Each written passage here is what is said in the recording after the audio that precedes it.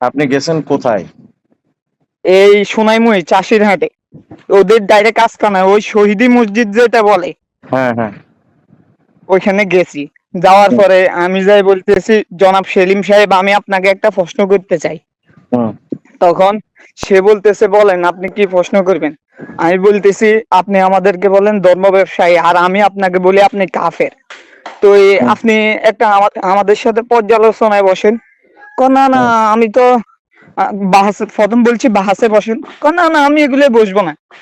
পর্যালোচনায় বসেন। কার হুম, সাথে বসবো? কওমি তো সবাই উগ্র, কার সাথে বসবো? কই রেজওয়ান রফিকি সাহেব আছে, ওনার সাথে একটু বসেন। হুম, কয় হে তো হচ্ছে বড় বড় উগ্র। হুম, আমি কই তাহলে রেজাউল করিম আবরারের সাথে বসেন। কই হে তো আরো বড় উগ্র।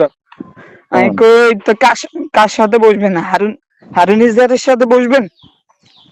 না না, হুম, আমরা তোমাদের সাথে বসবো না। বসো বসো। পরে আমারে বসাই দিছে।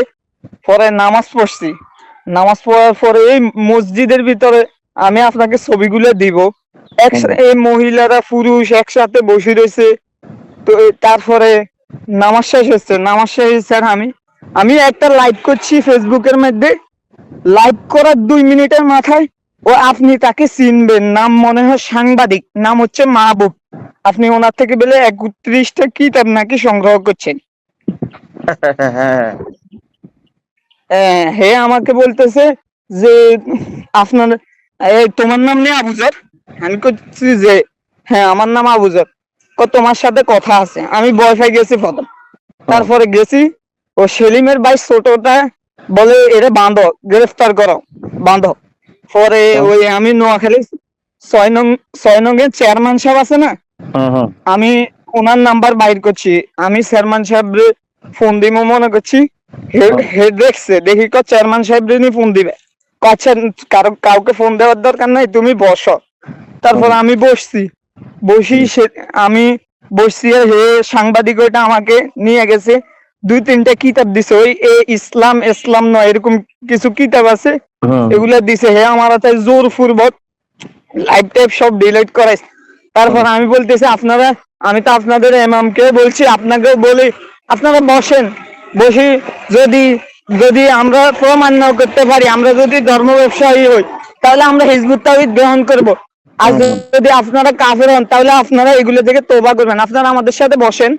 হুম, না না, রেজওয়ান রফিকি সাহেব আমার থেকে 31টা বই নিয়ে 1 সপ্তাহের মাথায় হে আবার ফেসবুকে লাইভ দেয় হিজবুত তাওহীদের বিরুদ্ধে। তো 1 সপ্তাহের ভিতরে কিভাবে সে বুঝে গেছে যে হিজবুত তাওহীদ কাফের?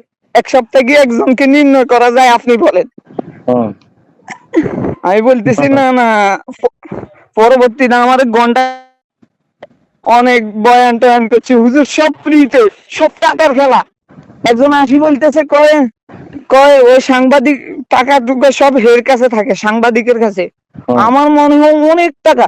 আসি বলতেছে, আজকে আমাদের 15,000 টাকা গায়ের শর্ট, সাথে সাথে টাকা এক বান্ডেল বাহির করে আমাদের সামনে, মানে আমাদেরকে বুঝাইতেছে, সাথে সাথে এই টাকাগুলো দিয়ে দিছে। মানে কিসের আমি জন্য মনে টাকা করি, চাইছে? ওই বলতেছে যে আমার আমার এক আমার কেন গাই শর্ট, গাইতে ওই প্রতিদিন প্রতি শুক্রবারে হেদের বাস আসে আরই। ও, গাড়ি ভাড়া, গাড়ি ভাড়া। যে আমরা আচ্ছা, তো ফ্রিতে গেছি। আমি যাদের সাথে গেছি আমাদের এলাকার, ফ্রিতে হুম, নিছি, ফ্রিতে আনছে আমাদেরকে।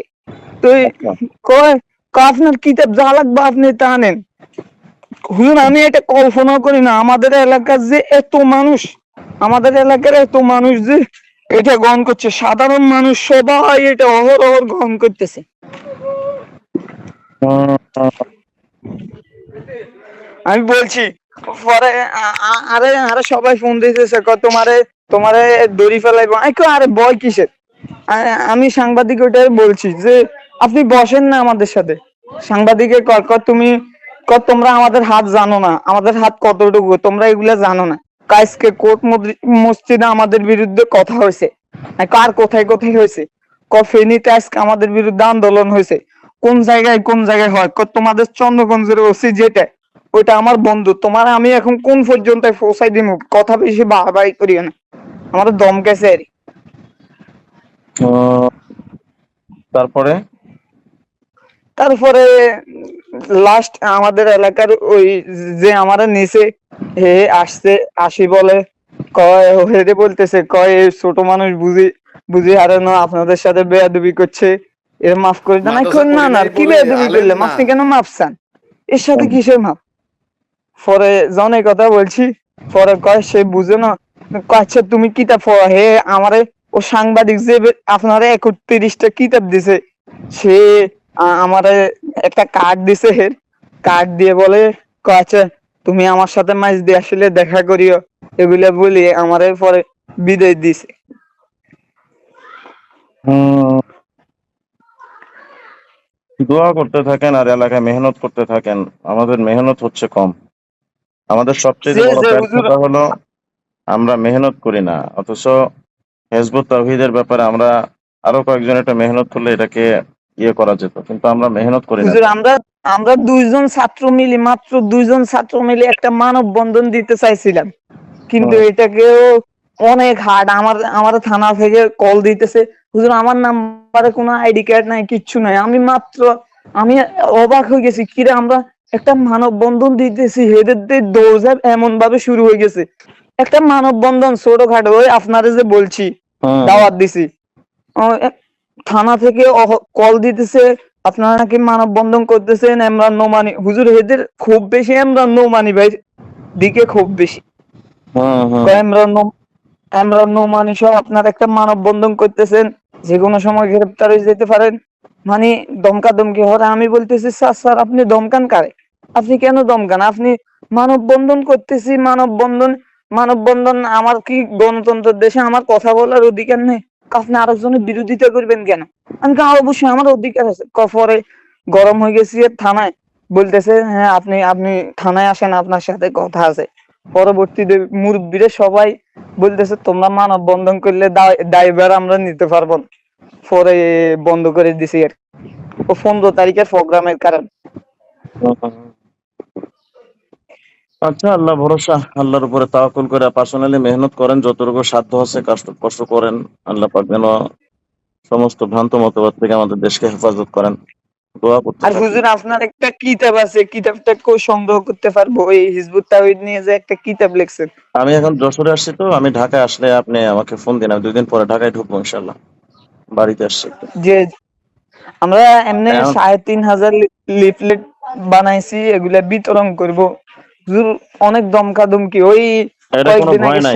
এখন আপনি যে মানে বক্তব্যগুলো আমার কাছে দিলেন না, এগুলো যে আমি রেকর্ড করছি, আমি কি ছাড়তে পারবো? এমনি কোনো ভয় নাই, ওরা কিছু করতে পারবে না আপনাকে। আমার আমার ছবি দিয়েন না, আচ্ছা, এইভাবে ছবি ছাড়ে, চাইলে আর ছবি ছাড়াই ছবি দিন, দিয়েন না।